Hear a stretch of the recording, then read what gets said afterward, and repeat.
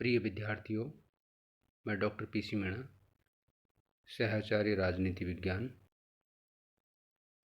BA part second, political science, paper first. आज के topic का नाम है अमेरिकी संविधान के स्रोत। विश्व के लगभग सभी संविधान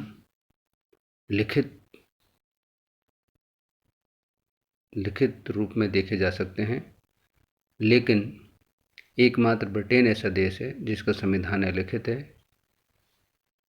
अमेरिकी संविधान दुनिया का सबसे प्राचीनतम लिखित संविधान है। इस संविधान का निर्माण फिलाडेल्फिया सम्मेलन में सन 1787 में किया गया था। इसके बाद में 1789 में संविधान को लागू कर दिया गया था। अमेरिकी संविधान के कुछ स्रोत हैं। इन स्रोतों ने संविधान के विकास में अपना योगदान दिया है। फिलाडेल्फिया सम्मेलन द्वारा निर्मित प्रलेख ही अमेरिकी संविधान नहीं है। यद्यपि अमेरिकी संविधान को निर्मित संविधानों की श्रेणी में रखा जाता है, किंतु इसका यह अभिप्राय नहीं है कि संविधान का विकास नहीं हुआ है। संविधान का भी धीरे धीरे विकास हुआ है। कुछ ऐसे प्रलेख हैं जिन्होंने संविधान के विकास में अपना योगदान दिया है। अमेरिकी संविधान के प्रमुख स्रोत इस प्रकार हैं। नंबर 1, लिखित संविधान। फिलाडेल्फिया सम्मेलन द्वारा निर्मित संविधान प्रलेख अमेरिकी शासन विधान का मूलभूत स्रोत है।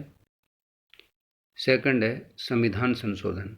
संविधान संशोधनों में ने लिखित संविधान पर आवश्यक चर्बी चढ़ाने का कार्य किया है। अमेरिकी संविधान को समय और परिस्थितियों के अनुकूल बनाने में संविधान संशोधनों की महत्वपूर्ण भूमिका रही है।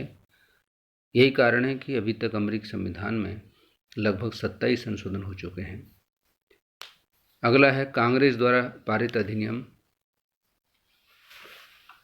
अमेरिका के लघु संविधान को कांग्रेस द्वारा पारित अधिनियमों से जीवन मिला है।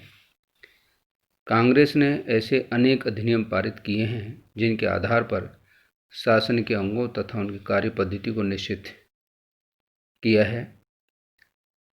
जैसे मूल संविधान में राष्ट्रपति के मंत्रिमंडल के बारे में कुछ भी नहीं कहा गया है, तथापि कांग्रेस द्वारा पारित अधिनियमों के परिप्रेक्ष्य में विभिन्न कार्यपालिका विभागों का गठन किया गया है।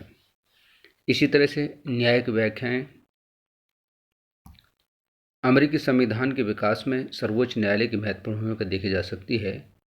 जब कभी कांग्रेस द्वारा निर्मित अधिनियमों को न्यायालय में चुनौती दी गई तो न्यायालय ने संविधान के अनुच्छेदों के संदर्भ में उनकी जांच की।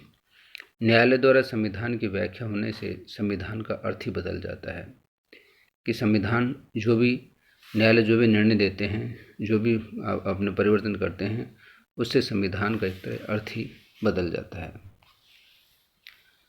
अगला है परंपराएं।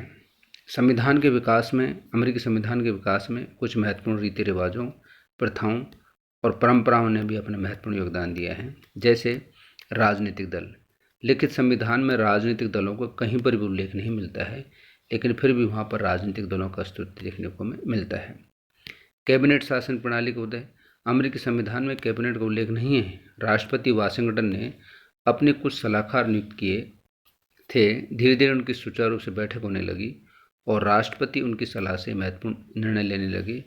आज भी वहाँ की कैबिनेट परंपरा पर ही आधारित है। आज भी इस तरह से क्या है कि उस परंपरा का पालन जो है अमेरिकी संविधान के लोग, जो बनने वाले जो नेतागण लोग हैं, उसका पालन करते हैं।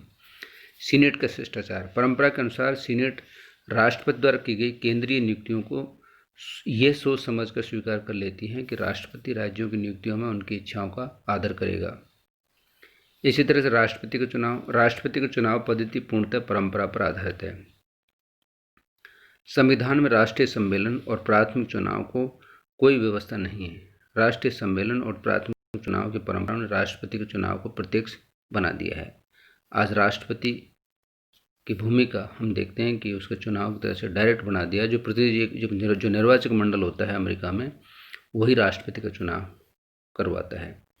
वर्तमान समय में का जो मौजूदा जो राष्ट्रपति है उसका चुनाव अभी ख़त्म हो गया, कार्यकाल ख़त्म हो रहा है और अभी दिसंबर माह में वहाँ पर चुनाव है जिसके उम्मीदवार अभी खड़े किए जा चुके हैं। धन्यवाद।